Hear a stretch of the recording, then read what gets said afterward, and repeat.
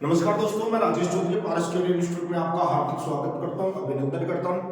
जैसा कि मैंने आपको पिछली वीडियो में एक बात बोली थी कि मैं आपके सामने लेके आ रहा हूं, ऑनलाइन क्लास लेके आ रहा हूं मैथमेटिक्स की, जिसके माध्यम से आप अपनी तैयारी में जो भी कमी रहे उसको परिपूर्ण कर सकते हो।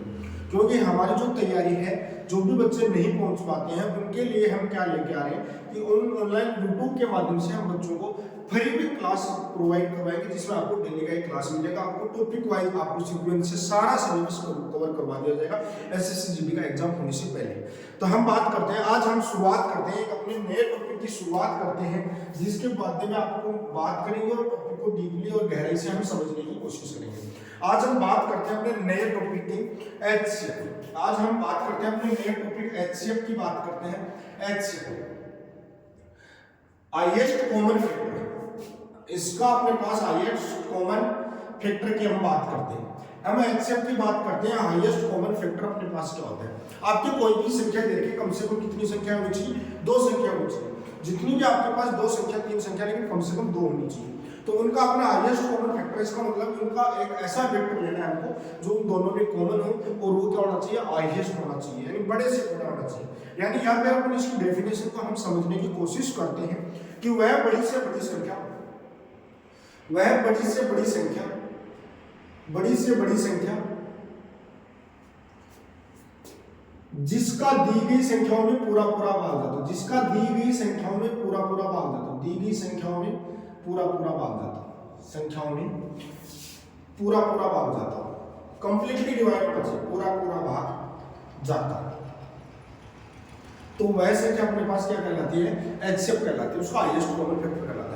क्योंकि अपने पास कोई भी संख्या दे रखी है, उस संख्या का जो भी संख्या दे रखी है उसमें पूरा पूरा भाग चला जाता है, वो उसका क्या कहलाती है? एचसीएफ कहलाती है। लेकिन अपने पास एक कंडीशन आती है बड़ी से बड़ी, मैक्सिमम। मैक्सिमम अपने पास आ सकती है, बात समझो। हिंदी में लिखा हो सकता है बड़ी से बड़ी, अधिकतम वर्ड लिखा जा सकता है, मैक्सिमम वर्ड लिखा हुआ मिल सकता है आपको। तो जो भी वर्ड मिले उसको यानी अधिकतम को रिप्रेजेंट करता है, वह संख्या क्या होनी चाहिए? अधिकतम होनी चाहिए। जैसे मैं एक छोटा सा एग्जांपल के द्वारा हम कोई भी क्वेश्चन करते हैं, क्योंकि किसी भी चीज को पढ़ने से पहले हम क्या करते हैं? उसके डीपली जाते हैं, उसका बेसिक जनरल नॉलेज अपने को मजबूत होना चाहिए। उसका हम छोटे छोटे एग्जांपल से हम उसको डीपली अध्ययन करते हैं, उसके बाद में अपने लिए क्वेश्चन क्या हो जाता है? बहुत ही आसान हो जाता है। तो हम बात करते हैं इसका एक मैं छोटा सा एग्जांपल के माध्यम से मैं आपको समझाने की कोशिश करता हूँ कि एचसीएफ में हम छोटे से एग्जांपल से कैसे समझा सकते हैं, उसके ऊपर हम बात करते हैं। जैसे मैंने एक एग्जांपल ले लिया 10 और एक एग्जांपल ले लिया 15, मैंने दो एग्जांपल ले लिए। अब इसको निकालने के दो तरीके होते हैं। एक तो हमारे पास क्या तरीका होता है, इसको अभाज्य गुणनखंड विधि द्वारा हम क्या करते हैं? एचसीएफ को निकाला जाता है। अब अभाज्य गुणनखंड विधि द्वारा हम एचसीएफ को कैसे निकालते हैं, इधर देखना। जो 10 है, 10 का जो फैक्टर होता है 2 गुणा 5 गुणा 1 होता है। उसके बाद में अपने पास 15 का जो फैक्टर होता है वो अपने पास 3 गुणा 5 गुणा 1 होता है। जो चीज कॉमन है हम उसको ले लेते हैं। कॉमन अपने पास कॉमन पार्ट क्योंकि देखो इधर का कॉमन फैक्टर क्या आ रहा है? 5 आ रहा है। तो मतलब इसका जो एचसीएफ है वो कितना होगा? 5 होगा। बात समझ पा रहे हो? तो अपने पास इस जो 10 और 15 का जो एचसीएफ है, एचसीएफ वो क्या होगा? 5 होगा। अब एचसीएफ हमारे पास 5 होगा, हमने ये चीज निकाल ली, क्योंकि 5 का भाग हम 10 में देंगे तो 10 भी कंप्लीटली डिवाइड हो जाता है और 15 भी 5 से कंप्लीटली डिवाइड हो जाता है। लेकिन हम एक चीज यहाँ से सीखते हैं कि एचसीएफ वो छोटी वाली संख्या होती है, छोटी संख्या से हमेशा क्या होता है? छोटा होता है, कभी भी या उसके बराबर या उससे छोटा होता है। जो भी एचसीएफ जो निकल के आता है वो हमेशा क्या होता है? या तो अपने पास इसके बराबर होता है छोटी संख्या, छोटी वाली संख्या का क्या होता है? छोटी वाली संख्या के या तो बराबर हो सकता है या फिर उससे छोटा होगा। एचसीएफ कभी भी छोटी वाली संख्या से बड़ा नहीं हो सकता, इस चीज को ध्यान। यानी हमारे पास एग्जांपल से हमने समझा कि एचसीएफ कभी 10 से बड़ा नहीं हो सकता। मैक्सिमम एचसीएफ कितना हो सकता है? 10 हो सकता है। 10 से बड़ा एचसीएफ कभी भी निकल के नहीं आता है। यह हमारे पास बेसिक अप्रोच आती है कौन सी विधि से? अभाज्य गुणनखंड विधि से। फैक्टराइजेशन मेथड से हम एचसीएफ कैसे निकालते हैं उस चीज के ऊपर हमने देखा है। हमने दूसरी चीज देखी कि जो एचसीएफ निकल के आता है, हाईएस्ट कॉमन फैक्टर निकल के आता है, वो हमेशा छोटी वाली संख्या से या तो उसके बराबर हो सकता है या फिर उससे हमारे पास छोटा ही प्राप्त होता है। ये हमारे पास एचसीएफ की बात आती है। उसके बाद में हम देखो क्या सीखते हैं।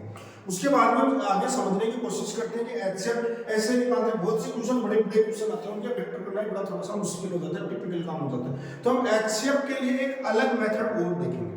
अलग मेथड अपन डिफरेंस वाला मेथड देखेंगे इसको, ठीक। तो हम क्या करेंगे, अंतर विधि देखेंगे। अंतर विधि के माध्यम से हम क्या करते हैं, एचसीएफ को बहुत ही आसानी से निकाल सकते हैं, चाहे कोई भी बच्चा हो क्योंकि उसमें अपने लिए टाइम बचता है, अपन मल्टीपल क्वेश्चन को सोल्व कर पाते हैं। तो आगे अपन बात करते हैं, जैसे हमने ये एचसीएफ का हमने छोटा सा देखा, उसके बाद में हम बात करते हैं, इसी को हम अभाज्य गुणनखंड विधि के बाद हम बात करते हैं अंतर विधि द्वारा।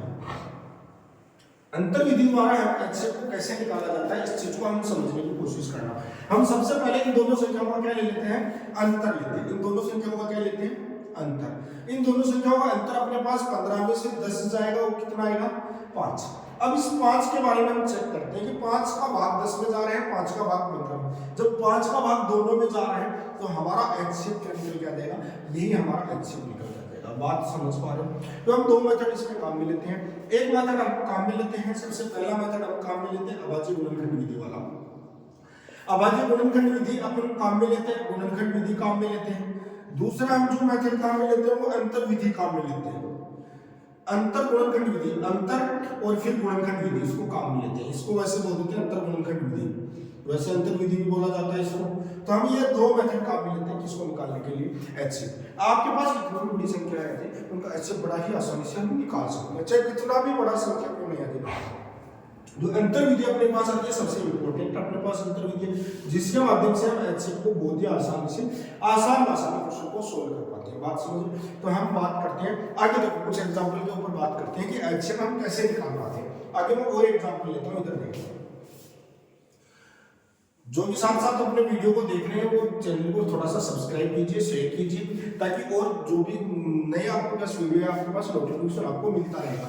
जैसे मैं अलग एग्जांपल ले रहा हूं, जैसे एग्जांपल के तौर पे मैंने ले लिया 20 और 30, 20 और 30, इसका मेरे को एचसीएफ निकालना है। एचसीएफ निकालने के लिए मैंने अभी आपको क्या सिखाया है, अंतर विधि के बारे में बात की है। तो दोनों का क्या लेंगे, हम अंतर लेंगे। दोनों का हमने अंतर लिया, अंतर कितने का आया, 10।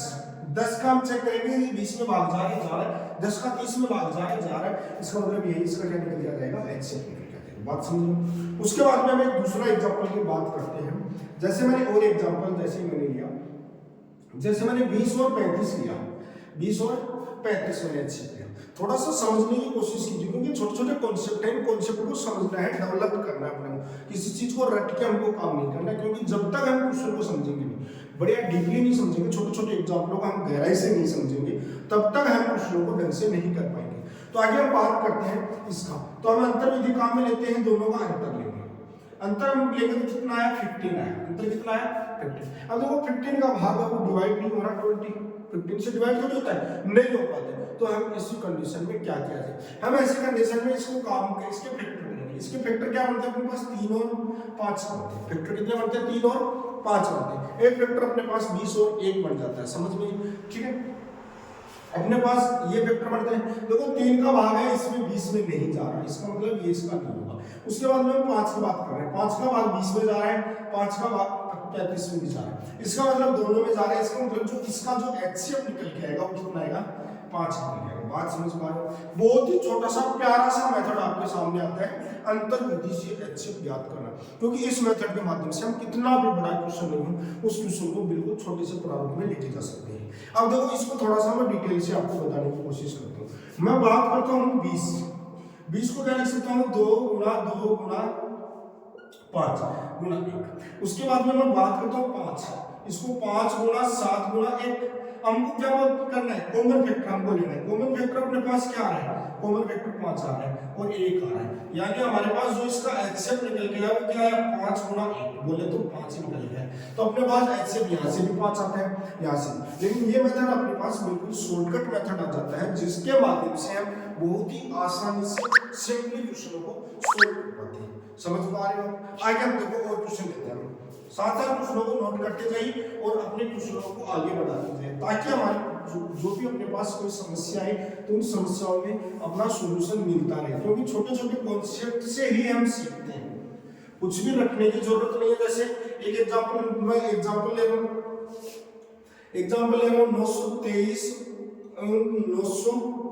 949 का एचसीएफ आपको बताना है। एग्जांपल आपके पास दे रखा है, तो इसका जो मैं ऑप्शन दे रहा हूँ 12, बी ऑप्शन 13, सी ऑप्शन 14 और डी ऑप्शन अपने पास 15। क्योंकि हम ऑप्शन का बड़ा ही सहयोग मिलता है एचसीएफ जब भी निकाल रहे हो तो उसमें आप अपने ऑप्शन के बारे में जरूर देखें कि ऑप्शन में हमारे पास क्या दिया है, क्योंकि ऑप्शन की सहायता से हम एचसीएफ को बहुत ही आसानी से देख सकते हैं। इधर देखो अपने पास 923 और 949 अपने पास ये दे रखा है। इसका सबसे पहले हम बात करेंगे किसकी, अंतर की बात करेंगे। किसकी बात करेंगे? अंतर की। अंतर में कितने का देखो 9 में से 3 गए, कितना बचा? 6। 4 में से गए, कितना बचा? 26। इधर आप समझने की कोशिश कीजिए, आपके पास कितना आया?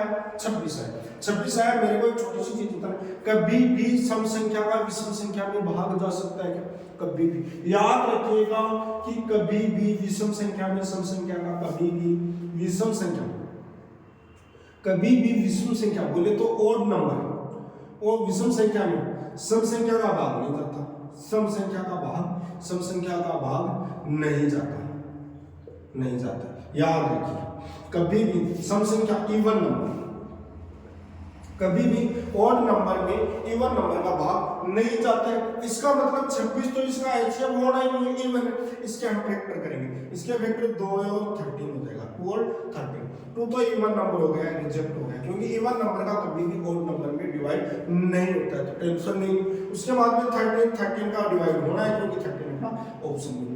तो अपना आंसर वो क्या आएगा अपने पास? 13 इस क्वेश्चन का आंसर आ जाएगा। बात समझ पा रहे होंगे। कोई भी आपके सामने डाउट आता है कि हमारे क्वेश्चन यहाँ पर नहीं समझ में, तो आप हमारे नंबर से कांटेक्ट कर सकते हो। आप आराम से हमारे से कांटेक्ट करके और वापस अपनी चीज का सॉल्यूशन प्राप्त कर सकते हो, क्योंकि आपको जो सारी क्लासेस दी जाएगी वो कंप्लीटली आपको कोर्स करवाया जाएगा, कुछ भी छोड़ा नहीं जाएगा। तो जो भी समस्याएं आती हैं उन समस्याओं के बारे में आप पूछते रहिएगा, हमारे क्वेश्चन आपको ये चीज समझ में नहीं आएगी। धीरे धीरे हम आगे बढ़ते जाएंगे और हमारा सिलेबस कंप्लीट होता जाएगा। चाहे आप कहीं से भी तैयारी कर रहे हैं उससे कोई फर्क नहीं पड़ता, क्योंकि हमारी तैयारी अच्छी है। आगे मैं एक एग्जाम्पल लिख रहा हूँ 973। आगे एग्जाम्पल लिख रहा हूँ 973। उसके बाद में अपने पास है 782। उसके बाद में एक संख्या है 775। 775 इसका आपको तीनों संख्याओं का एचसीएफ निकालना है। इन तीनों संख्याओं का आपको एचसीएफ निकालना है। अब आप हमारे पास देखो, इधर थोड़ा सा समझने की कोशिश कीजिए। हमने पहले देखा था 2 संख्याओं का एचसीएफ निकालना, हम बात कर रहे हैं तीसरी संख्या को समझने की। तीसरी संख्या का हमारे पास एचसीएफ क्या निकल जाएगा, उस चीज के ऊपर बात करनी है। निकटतम संख्याओं का अंतर लेना है। हम क्या लेंगे सबसे पहले, इसमें अपन क्या लेना है? निकटतम संख्याओं का अंतर। निकटतम संख्याओं का अंतर, निकटतम संख्याओं का अंतर। देखिए बेटा, सबका अंतर लेने की जरूरत नहीं लेना है, हमको सिर्फ और सिर्फ निकटतम संख्याओं का अंतर लेना है। जो नजदीकी संख्या है, नियरेस्ट नंबर है, उनका अंतर। Nearest number 782, 785। 782 और 785 का डिफरेंस कितने का है? 7 का है। बात समझिए। अब ये तो ऑप्शन में आपके पास 7 लिख जाएगा। यदि आपके पास ऑप्शन में 7 और 1 दोनों है तो हम चेक करेंगे। तो हम 7 है, 7 से हम डिवाइड करेंगे इसको। 7 एकम 7, 2 बच गया 24। कितना बच गया अपने पास? 7 एकम 7 कितना बचा? 2, 27, 7, 21 कितना बच गया अपने पास? 6 बच गया। 2, 63। 7 से डिवाइड करेंगे। 7 एकम 7, 7 दूनी 14, 4, 7 6 की बनेगी। 7 एकम 7, 7 एकम 7 और अपने पास कितना बच गया? ये 5 शेषफल बच गया, क्योंकि अपने पास 110 का बच रहा है रिमाइंडर, शेषफल 10 बच गया। इसका मतलब आंसर 7 तो नहीं होगा, क्योंकि अपने पास ऐसी कंडीशन आती है तो 7 आंसर नहीं होगा। तो फिर क्या होगा? फिर 7 आंसर नहीं होगा, तो 7 गुणा 1 इसका फैक्टर बनता है, तो 7 इसका आंसर नहीं है। इसका मतलब इसका एचसीएफ कितना निकल गया बेटा? इसका एचसीएफ 1 निकल गया। बात समझ पा रहे हो? तो हम अपने पास क्या करते हैं, चेक करेंगे। अपने को चेक करना बड़ा जरूरी हो जाता है, क्योंकि हमारे को विभाज्यता की नियम पता होना चाहिए, क्योंकि विभाज्यता के नियम भी आपको पता होनी चाहिए। क्योंकि हम एचसीएफ से चेक करते हैं। चेक करने के लिए हमारे पास 7 है, 7 इसको सेटिस्फाई नहीं कर रहा, इसका मतलब इसका आंसर क्या आ जाएगा आपके पास? 1 आ जाएगा। हम आगे बात करते हैं, हम वो क्वेश्चन लेते हैं।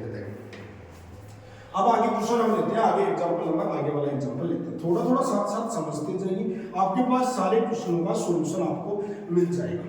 इधर देखना, आगे एग्जांपल कितना दे रखा है अपने पास? 58 दे रखा है, 132 दे रखा है, 148 दे रखा है, और इसका आपको एचसीएफ पूछे। इसका क्या बताओ? एचसीएफ बताओ। इधर समझने की कोशिश करना।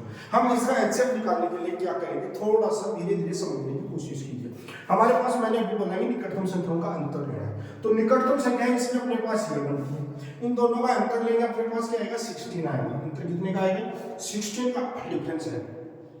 अब हम चेक करेंगे कि इसमें आंसर क्या आएगा क्या नहीं आएगा। मैं थोड़ा सा इसके ऑप्शन में आपको दे देता हूँ ताकि अपना क्वेश्चन आसान हो जाए। बी 2, क्वेश्चन सी 3 और क्वेश्चन डी 4। देखो कोई भी अपने पास संख्या होती है उसका ऐसे कुछ भी नहीं आता तो एक तो आता ही आता है। कहीं ऐसा नहीं है एक से बड़ा 2 आ रहा है, 4 आ रहा है, 3 आ रहा है, ऐसा तो नहीं। 5 समझ लो। एक तरीका तो ऐसे चेक करने का ये होता है कि 4 ऑप्शन से चेक करो डिवाइड करके।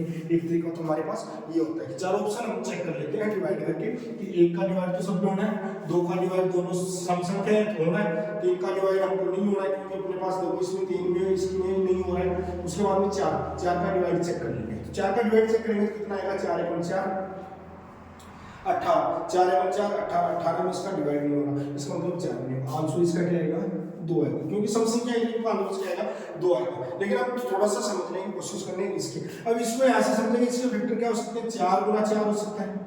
उसके बाद में अपने पास क्या हो सकता है, 8 × 2 हो सकता है, ये हो सकते हैं। हमारे पास इसका 4 भी नहीं है 8 भी नहीं है, तो आंसर क्या आएगा इसका 2 आएगा क्योंकि 4 को ये सेटिस्फाई 58 में डिवाइड नहीं हो रहा।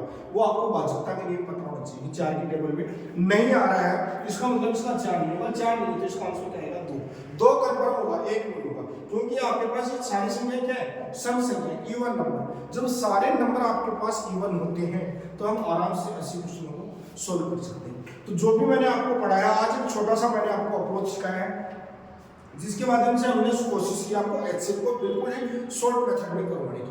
तो इस मेथड से आपको समझ में आया होगा कि हम किसी भी एचसीएफ को कोई भी संख्या आपको दे रखी है उनके एचसीएफ को हम कैसे निकाल सकते हैं। बिल्कुल आसानी से उसको फैक्टर करते हैं, उनका डिफरेंस लेते हैं, उनका फैक्टर करते हैं और चेक करते हैं कि हमारे पास कौन सा आंसर इसका सेटिस्फाई होगा। यदि आपको चैनल बहुत अच्छा लग रहा है, आपको पढ़ा के बहुत अच्छा फील हो रहा है, मेरे को भी कि मैंने बच्चों के लिए ऐसा काम कर रहा हूँ और आपको भी यदि बहुत अच्छा लग रहा है पढ़ के तो चैनल को मैक्सिमम शेयर कीजिए, सब्सक्राइब कीजिए ताकि जैसे आपको कल की क्लास मिलेगी आपको तुरंत आपके पास नोटिफिकेशन आ जाए। डेली आपको एक क्लास मिलेगी और मैं आपसे प्रॉमिस करता हूं कि आपको हमेशा एक क्लास मिलेगी। और आपका एसएससी जीडी का, आप एसएससी सीएचएसएल दे रहे हो, सीपीओ दे रहे हो, आप रेलवे दे रहे हो, कंप्लीट आपका कोर्स कंप्लीट करवाया जाएगा जिसमें आपको कोई चार्ज नहीं लगेगा। आप बस चैनल को देखते रहिए, आप डेली आपको क्लास मिलेगी। कंप्लीट कोर्स जैसा हमारा ऑफलाइन का बैच है वैसा ही आपको ऑनलाइन यूट्यूब पे फ्री क्लासेस मिलती रहेगी। आपका अपना राजेश चौधरी, पारस इंस्टीट्यूट, उड़ापुर।